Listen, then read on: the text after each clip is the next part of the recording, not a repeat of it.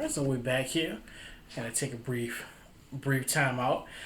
Now, as we were talking about Eli Manning pretty much be holding the franchise hostage if he does this deal, this seeking this extension. So, I mean, to an extent, I think about that too. Like I think that he's hurt his franchise Yeah. more so than anything. And like you also was talking about how you still got to pay Odell Beckham Yeah, Jr. you got to fix the offensive line. The defense is going to, because you can't expect Eli to win a shootout game, because when you trust Eli that much, he throws interceptions. Yeah. And they don't have a running game to bail him out. Like whatever they put on that field as a product as a running game last year was horrible. It was downright. It was terrible. In the word of Charles Buck, terrible. TRBL, terrible. That's how bad they were when it came to running the football last year. And so you're going to see that turnover as far as like when Baltimore panicked with the Joe Flacco deal. Yeah. They paid him all this money, and then you saw piece after piece of their core of their defense. They had to leave. Yeah, because they couldn't afford everybody, and it was just it's mind-boggling how players can manipulate the franchise. And I totally get that you want to be paid for what you're worth. I get that part. Yeah. But for Eli Manning to sit there and think that he is the highest top-notch quarterback, he's crazy. Yeah. And it's so and the tragic thing, and it's so funny. I wouldn't even give his brother that. Yeah. Like I mean, and his brother will probably outlive him NFL wise, which is very bizarre, but it's true. Like I would give him a 4-year extension before I would give Eli one. And like I caught all of this flack today. Well, he's got the 2 wins, the 2 Super Bowl wins, and I'm like, okay. Well. But look at the stats. Well, stats isn't everything. Stats is everything. When you're trying to compare someone's legacy, okay, Robert Ory has 7 championship rings. Jordan has 6. Of course. You know what I mean? So whose legacy speaks more volume? So do you say that Eli Manning and their contribution to it is Eli Manning better than Dan Marino? Even though Dan Marino didn't win any ring, you know what I mean? So it's like, how can you hang that? That's the overall bearing is the Super Bowl win. What's going to happen is, and these people, as we get older and have a little gray, there's going to be a nice little ceremony every August that we'll view, and in his class, Phillip Rivers and also Big Ben, they have a shot to become a Hall of Famer. Yeah.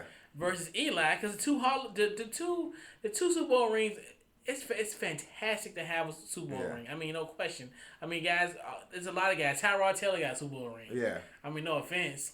I mean, I'm just saying. Yeah, and that's but yeah. I was going to fact. I said, okay, Troy Aikman has 3 Super Bowl rings. Yeah. But I don't put Troy Aikman as this elite quarterback. Troy Aikman is probably the best definition of what a game manager was. Yeah. No 4,000-yard seasons. Barely 3,500. No 30 touchdown seasons. He managed the game. And he managed it effectively to a point where everybody was involved in the offense. Yeah. The ultimate game manager. So we'll take a brief transition. And also we give a huge shout out to Eric Berry, the chief safety, who was actually diagnosed with pneumonia in November. He was actually declared cancer-free, as well as he's actually been cleared to play. So definitely a huge shout out to Eric Berry. It's one of those things where it's like it was a real shock when I heard about it in November. How especially with him, I think he was just like 25 years old. Yeah. So yeah, it's just one of those things where good to see him back on the field and prospering, and I know he's still scared of horses. Matter of fact, I remember we did our preview last year. That was one of our sound bites of him. I don't know if you remember the little sound bite of him and the horse. I don't do no horses, man. Man, you talking about a guy from Atlanta, so he ain't get on no horse, like, man. He was like, get in the huddle, Eric. No, man, that horse deal, man. That was funny. Like that's one of the things. Yeah, I'm glad him to be back on the field, and he was definitely one of he those. played this weekend, didn't he? Yeah, he played. Yeah, and that's one of the things where you look at a situation the way very talented coming out of University of Tennessee. Yeah. So it's one of those things where good to see him back on the field. So now we'll get into our reserves. Shout out to our boy. Shout out to your boy Brandon Marshall. Brandon Marshall. I like. Matter of fact, let's do the sound bite from Herm Edwards. Want to hear a little Herm today.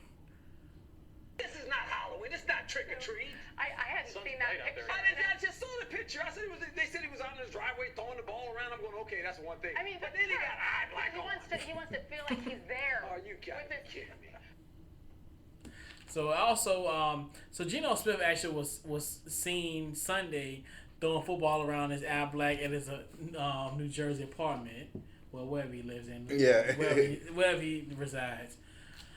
So Brandon Marshall actually went on to Mike and Mike on Monday, and he pretty much was saying that that Brandon Marshall, that Geno didn't point the fingers, and that Geno didn't do any wrongdoing for that incident. Which the man got his jaw broke. I mean, something had to transpire that event. Maybe he didn't point his finger at him, but Geno definitely said something to him. Yeah. And he ruffled somebody's feathers to a point where he got his... You had your jaw broken in two places. Yeah. And that you're out for up to 10 weeks. Yeah. You got the Kanye West drinking, Yeah. You got the Kanye West through the wire situation going. Man, what's so funny? Because it was so funny how, like, prepping last week's show, and it was thinking to myself, I need something good to happen, and then this happened. Is like, I know we text earlier. I think it was around about 2:00, whatever. And I'm like, this can't be real. Yeah. Like, this is one of those things I had to look back and be like, you got to be kidding me. Yep. So then I turned on the TV, and lo and behold, it was on the ticket. I'm like, what in the world? Like, this is some bizarre. This is bizarre. Yeah, I mean, it's just, but the team is divided. So you saw so many people come forward and say, Geno was wrong. This is one of those PR issues where somebody from the organization said, look, you're the notable face of this franchise because Darrelle Revis can't get involved in that. Yeah. He's had too much negative publicity, and it became, it's almost like it's offense versus defense on that team. Pretty much, and. Offense, the defense has pretty much got a good shot. Yeah. So the defense is what leads that team. So somebody had to come to the defense. And you picked probably the most polarizing figure on that offensive team to say something because it had to been said. So to me, I just think it was a total PR issue. And you know what's so funny about the whole situation? This man went to the Bills like the next day. I'm thinking his career over. It's like, nah. Rex Ryan was like, nah. I need somebody like you. I need you. He's like, you know what? But then that guy got blasted by a Carolina wide receiver in the game. Yeah, it's crazy. Also, this is the part of the show where when social media goes wrong. Matt Barnes actually, Memphis Grizzlies forward. Yeah. Actually, and it's funny, he got traded on draft day. I remember that like it was it was kind of yesterday. It was like, almost 2 months ago. Isn't that crazy how time go by so fast? Yeah. Like, God, that was a draft.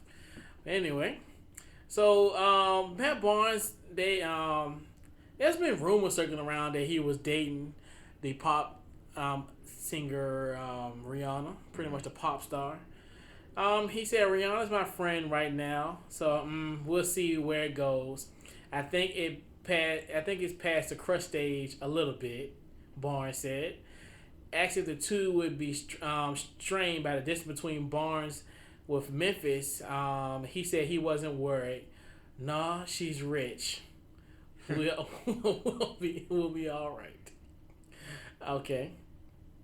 So it said, of course, becoming more guarded, Barnes then called rumors of their dating as speculation. All the speculation, Barnes said, we're friends and we'll see where it goes from there. So, of course, Rihanna's thinking to myself, who is this dude? So, of course, she went on to Instagram and pretty much blasted the young NBA veteran. So this is one of those things like kids, stay away from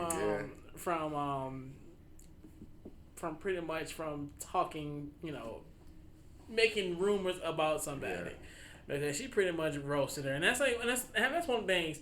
She does a great job when it comes to social media roasting. Like the whole thing about the little Whitney Houston comment was like classic. Yeah. I don't want to bring that up. That was classic, and it's just like interesting. Matt Barnes. First of all, I think Matt Barnes is a joke as a basketball player. He's one of those guys where it's like he just need to stick to playing basketball. Yeah. I mean, he's already kind of, to me, he's already kind of one of the type of guys where it's like his production don't match the drama and the trouble that meets him. Like the whole time he was with the Clippers, I never saw him make a shot. And my whole thing with the whole, like, and that situation, and then him trying to defend Blake Griffin and saying, all this whole, like, bringing the N-word and, comment. I'm like, man, don't. We already kind of in a climate, like, you already, this Donald Sterling things clearing up, and now you bringing that into the forefront. I'm like, you're starting to become a distraction. Yeah, because it's like everybody always saw Matt Barnes this tough defender, and I never saw that where he, he's like this lockdown Bruce Bowen type. I never saw that from him. He's more dirtier. Yeah, and he bounces around from team to team too much that no one wants you around because of the issues that you bring with you.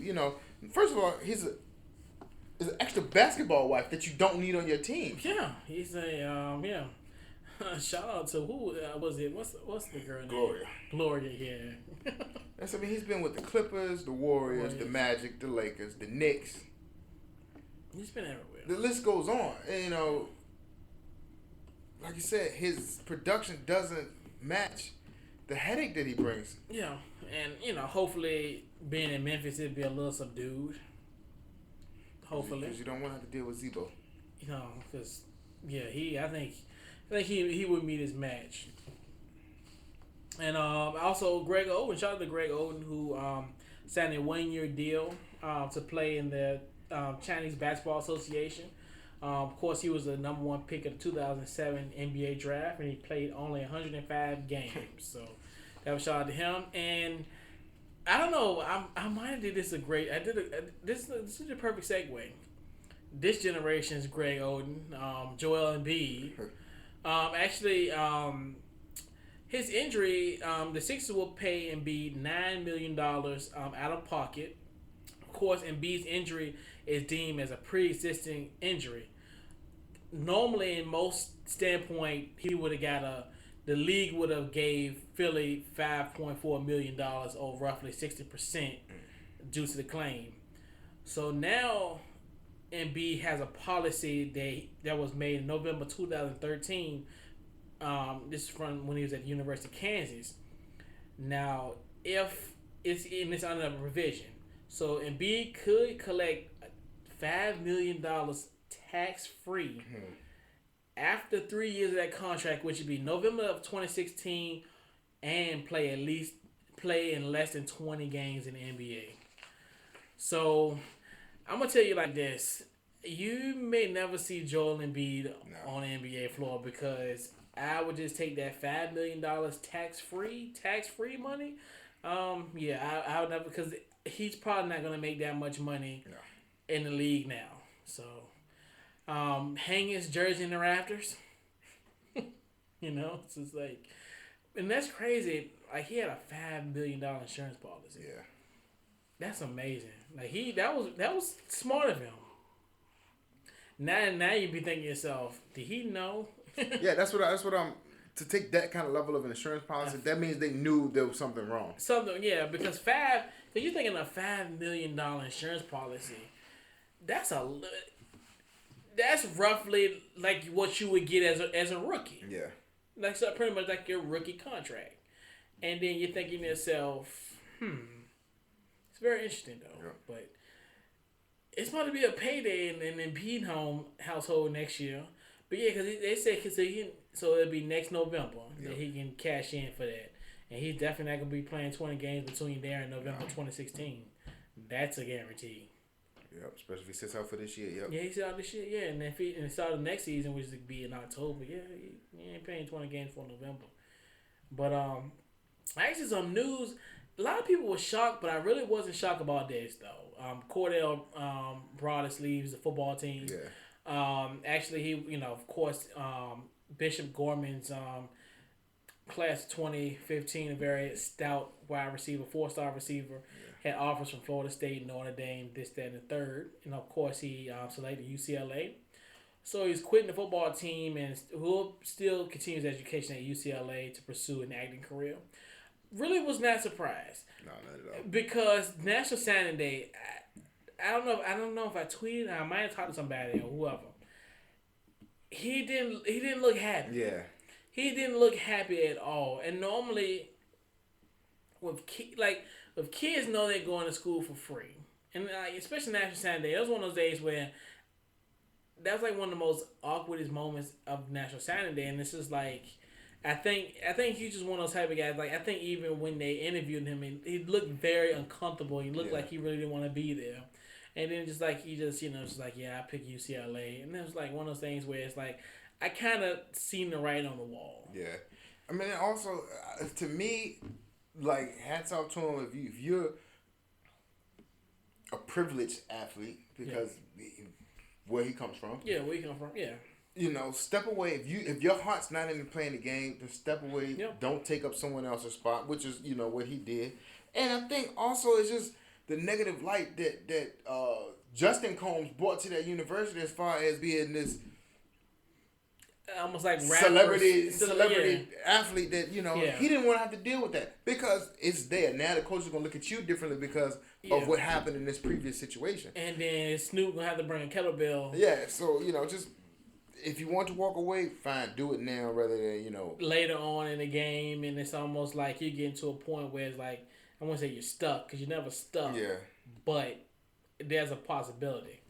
And that's one of the things where it's just like, and it's good for him. Yeah. And I definitely felt like the pressure was on him. And even during the season, I think he really... That's when they had that show. He didn't really want it. Like I can even in the show you can tell like he really because he didn't want to go to Bishop Gorman at first. Yeah, I remember that, and it's like and it's almost like he was forced, in a sense. And this goes back to the sample. I remember we talked in the beginning of the year because there was a story that was out that Snoop was paying him like $5,000 to play, and when he was like 6 or 7 years old to play, and we were all like especially of a kid that age, like let him. Like it. Yeah. If he likes it, don't force him to do something that he really don't want to do. That's one of the things where it's like just let him. If he likes it, he likes it. Yeah. Then if he don't, let's go to play another sport or whatever you want to do. So to me, it's almost like now when we thinking about it now, that conversation, and it's like he can kind of see now where he's 18 years old and he can kind of make his own decision and be his own man versus being a minor and having parents and. They're pretty much not dictating what you do, but more so than anything. And then I think the whole UCLA thing was almost like rebellion too. Yeah, because Snoop is USC. Yeah, but all right. So now we're gonna conclude this week's show with our NFC West preview. I guess we're gonna get on out of the way because LA's most. The person who he hates the most is like hate. It's almost like the player haters ball. Rosie O'Donnell is gonna be the first slide. It'll be Russell Wilson is the first slide, and So question number 1 for the Seattle Seahawks is: can the Seahawks recover from the Super Bowl hangover? Nope. Okay. Because now the pressure isn't so much as on the defense to continue to their high level of play. Is now going on the shoulders of that quarterback that they got. Okay. From Tucker and he just is not in him to take over a game with his arm. And now you hate to see a team be vindictive because you still got that issue with Cam Chancellor. Yeah. I know, he's still holding out. Yeah, and commit him for his efforts. Stick to what you believe in. Yep. And as bad as the offensive line was last year, it just got worse. Yep. Because now you lost an interior, Max Unger. Yeah. You lose the interior of your offensive line. And now you've got Jimmy Graham, who's basically there on a 1-year lease because he won't be there after this year. You won't, because you're strapped. You're economically strapped to a young man. Yeah, so, and you have to pay that defense. What are you going to do? Where's the money going to go? True. So, that's going to be the problem that they're going to be faced with. I mean, and then they forked out so much money so quickly. Yeah. Because you see, Russell Wilson got his money this year. Actually, then Bobby Wagner, they also gave him a big contract. Marshawn Lynch got his new contract this year, and then now you have to deal with Cam Chancellor contract issue. Yeah. So that defense as of next year will be unrecognizable. The ghost of Seahawks defense of the past. Yeah. So and then there are no more great defensive coordinator. Every defensive coordinator they get is a head coach. Goes somewhere else, and he takes a little bit of that piece with him. Yep. So by next year, it's gonna be nobody. Yeah, it's gonna it's gonna be Sherman Allen. Yeah, and then Island. So it's the pieces like they also lost a lot of depth as well. Yeah. And God forbid if something happens to one of those players. Yeah, I mean, especially now, we're jumping to the secondary. Yeah, because then you're looking at, just imagine, and I forgot to mention, my boy Marcus Burley from Ronald HSHS, the HSHS. Shout out to him, he'll be and also your boy Kerry Williams is there. Yeah, see, that's a joke. Yeah, because if you thought Byron Maxwell got tested last year, you ain't seen nothing yet. Kerry Williams is the final exam. Oh man, he's the. You're looking at because if you think about it, if in the secondary, just imagine if you lose a guy with Deshaun Sheed. Also, Deshaun. And then Richard Sherman's still dealing with that elbow injury, so we don't know how that's gonna affect. They were saying that he needed Tommy John surgery, and I'm like, when I heard that, I was like, so what's gonna happen the first time he has to go tackle someone? Is that injury aggravated? Is surgery gonna be required? Like, what's up with that elbow? They're keeping that very, very quiet. So, Earl Thomas has been dealing with injuries all summer. It's gonna be interesting if someone should get hurt on that defense. Defense, yeah. And like you said, we'll backtrack with Russell Wilson. Like you said, he's second highest paid player in this league. Yeah. And he ranked 15th in yards per in total yards last season. Actually ranked 16th in total touchdowns. And he's second highest paid player in this league. Yeah. And like I always say, and the offense was, the total rush was actually ranked first, and which is weird, they was ranked 20th in red zone touchdowns. Yeah. And they could have had a little higher percentage if they would have converted, and if you would have handed the ball off. But we'll be talking about the defending Super Bowl champions, but of course we'll be talking about them next week when we'll conclude our week. This year's football preview with the NFC and the AFC East next week, so that'll be very interesting. Like you said, and see, what's gonna happen with this team now? Graham, if he thought he was the focal point of the New Orleans when you had the game plan for that, you ain't seen nothing yet. Yeah, you're gonna be force fed. Yeah, and you're gonna see Wilson try to force feed him the ball because this is his highest rated player that he's had. Like you can say Percy, but Percy was never on the field, so. Yeah, because you gotta think about, because remember they use Lockett a lot in the Super Bowl, which you're like, who is this kid? Yeah. Like, yeah. And I you know what's so funny when speaking of that, and it's so funny because I was like, I don't know, for some reason I thought the Super Bowl was some kind of like some type of subliminal like mess your head up type of stuff, because I always felt like, okay, men are horrible because all them domestic violence commercials. Yeah. We bad, then like we, I seen that, and then the whole Lockett, and then even Loctite, the glue, made an appearance. I'm thinking to myself, are y'all trying to mess with my head? Like, I mean, this guy, I'm telling you, I've never seen him catch a pass until at the Super Bowl, and I'm like, okay, men are bad, and go and get Lockett glue. I mean, the Super Bowl gave me this type of weirded kind of, and even who I was watching the games with, they were both looking like, yeah, you got a point. Yeah. But like you said, if they and and we'll definitely break down what we predict as far as the record. And everything is all contingent on that if they stay healthy. But if they have it versus, like you're saying, that secondary, it's trouble. Yeah. And like, also, if Russell goes down, which I'm, then your boy, then it's BJ Daniels, and also is Tavares Jackson still there? Yeah, but he got hurt. He got hurt the other game. So we'll see. Yeah. Of course, like in the defense, they ranked first in total defense.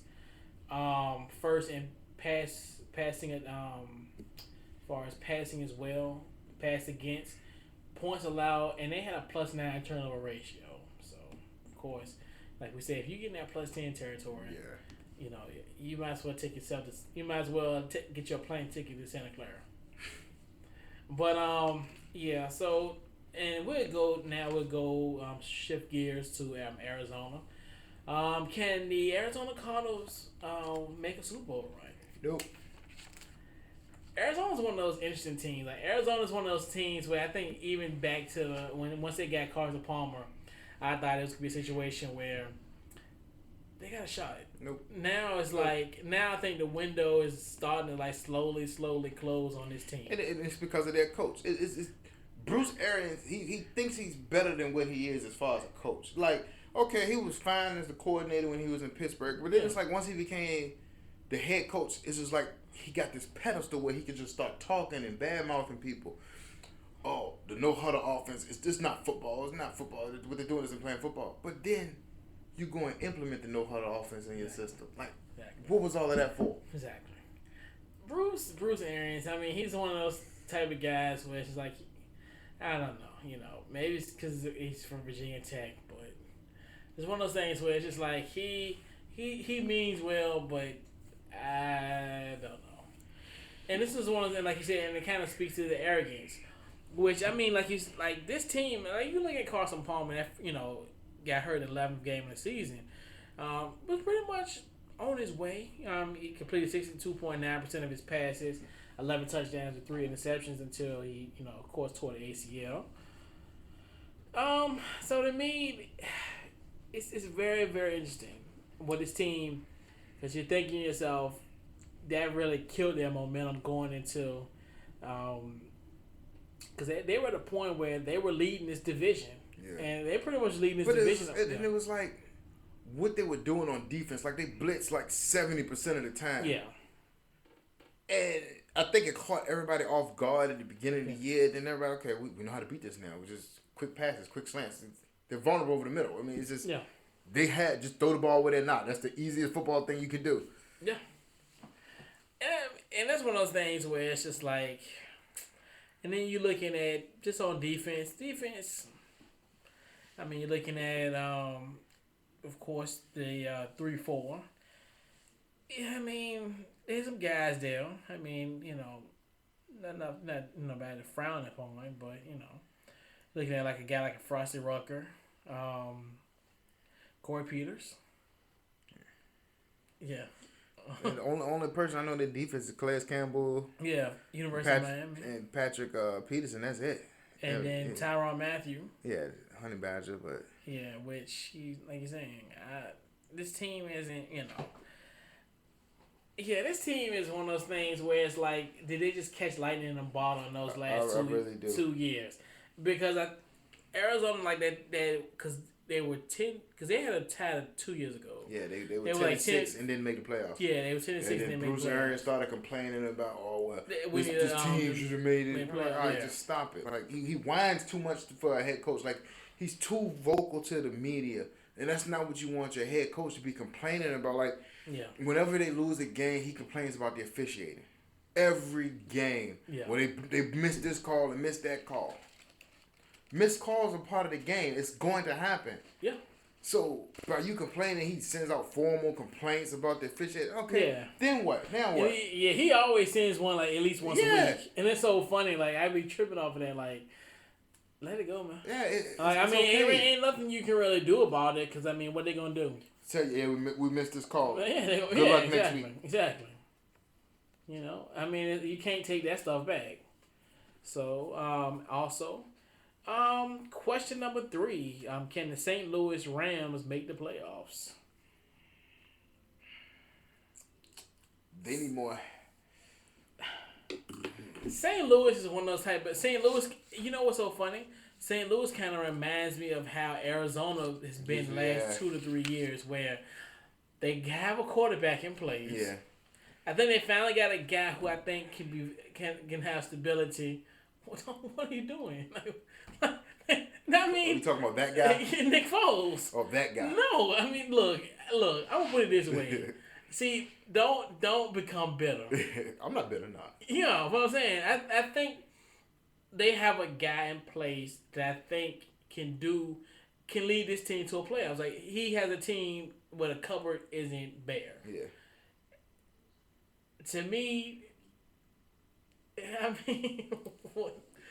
So much having to follow him for the last 3 years. Yeah. Everybody was screaming, "Oh, put Nick Foles in. Mike Vick is bad." Like that rookie year, I was like, "Okay, no." 2012, yes, no, he wasn't. You saw him manage the game good, and then it was just like, okay, he would throw an interception when he didn't need to throw one. Then the next year it was a 27-2 season, and it was good, but then it was like, I think I got blinded by what it really was, because then he came back the next year and I was like, okay, this is the real Nick Foles who we're looking at. Okay. Yeah. So I don't know how their offense is going to be, because it's basically the same. They're going to flip-flop between Sam Bradford and Nick Foles. So you're going to see those mediocre numbers like the 25 touchdowns, maybe 15 interceptions. And you're going to see Sam Bradford in a more quarterback-friendly offense. Yeah, and I think more of and to his credit, I definitely think if he would have stayed healthy, this team, these St. Louis Rams, would have been a playoff team. And to me, can it get a guy like a Nick Foles who can play throughout the whole season versus you have the Austin Davises of the world that's 1 week, and then I know one time they had Sean Hill playing. So it's like, quarterback is their Achilles heel on this situation, and they're feeling as though this is the guy that'll take them to their next level. Yeah. Which, at 6-10, you need, you just want a few little steps up the elevator to do something, to give you a little something. Because how short is the leash going to be on Jeff Fisher? Like, now he's got this quarterback, but Nick Foles isn't relatively, healthy 100% of the time either. He's been hurt for a good chunk. Every year, each year. Yeah. In 2012, he broke his hand. 2013, he dealt with concussion. 2014, it was the broken collarbone. So he's also has that same stigmatism as far as being injury prone. So Yeah. I don't know if that's anything that's the main thing that they're gonna need is a top-notch offensive line because Nick Foles holds on to the ball far too long. Yeah. Yeah. He looks for the big play downfield rather than take the smart play.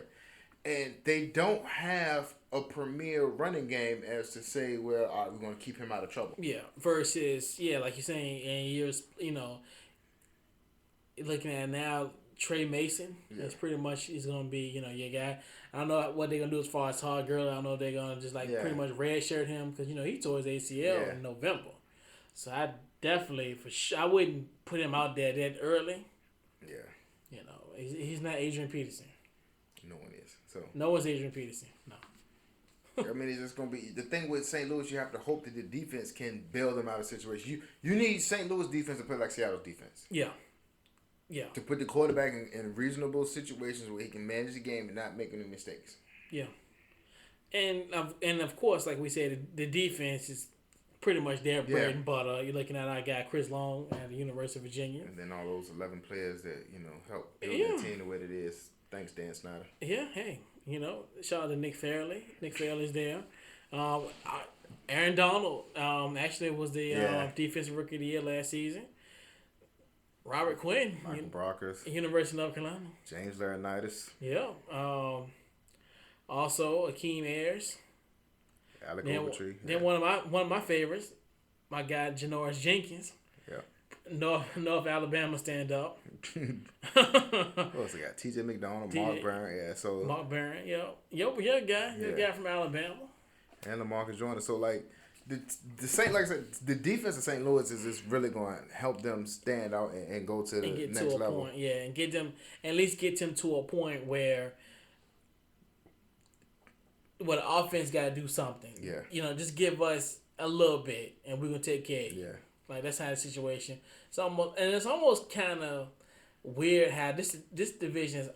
Everybody has that type of same personality in a sense. Versus the other team, which we're gonna talk about, which on the flip side, they're kind of a little bit on. They're probably more of offensive centric than defensive centric at this stage. Yeah.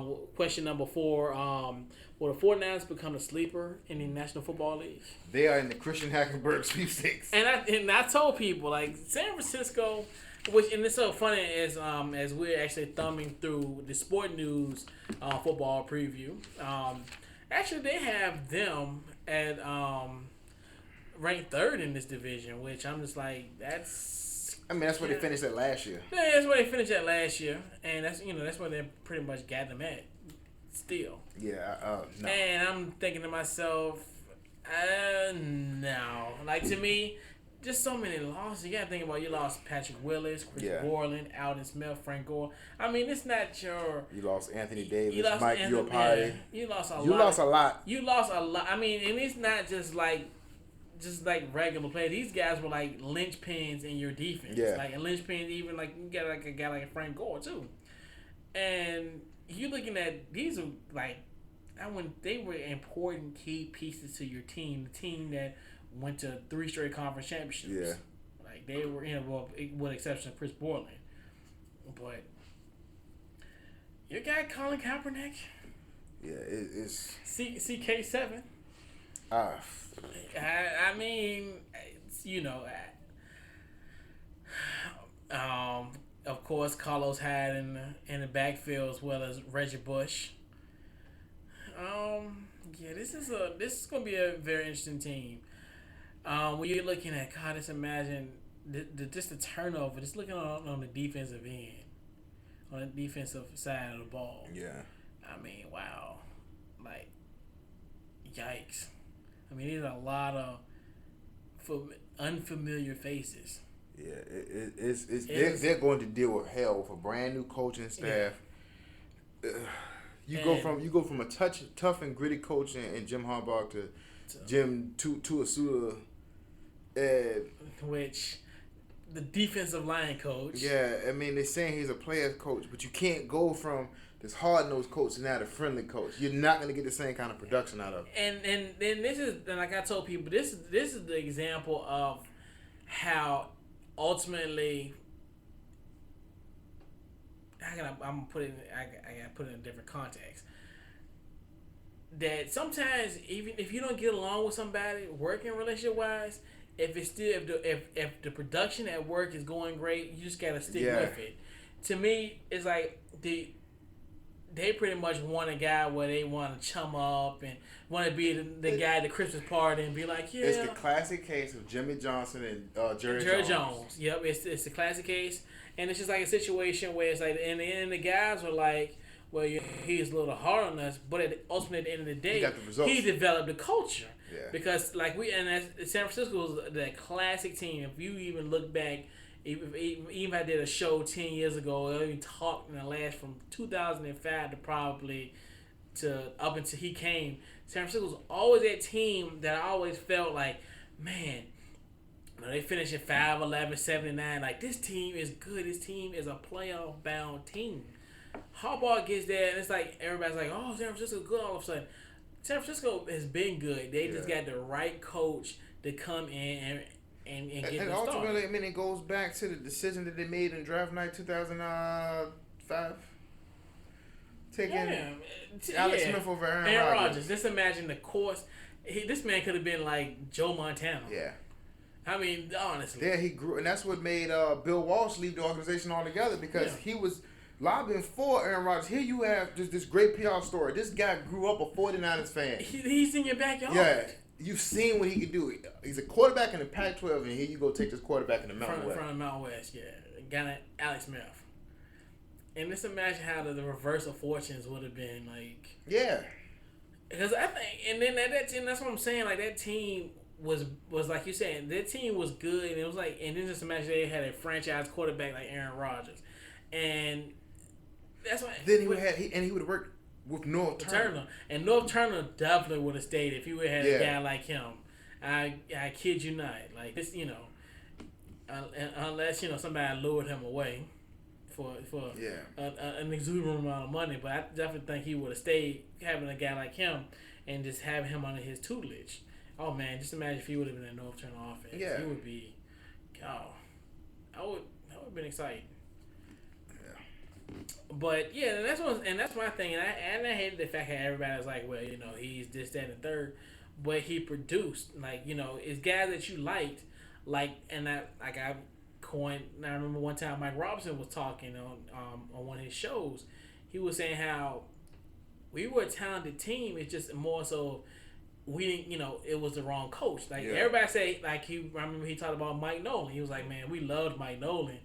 But on the field, they didn't produce. Yeah. He's like, Harbaugh is just that type of guy where he can just get the best out of players versus, because, most teams, I mean, when you think about teams that are losing, you think to yourself, okay, yeah, he's a good coach. When you thinking about, people who lose and they still genuinely like him. Yeah.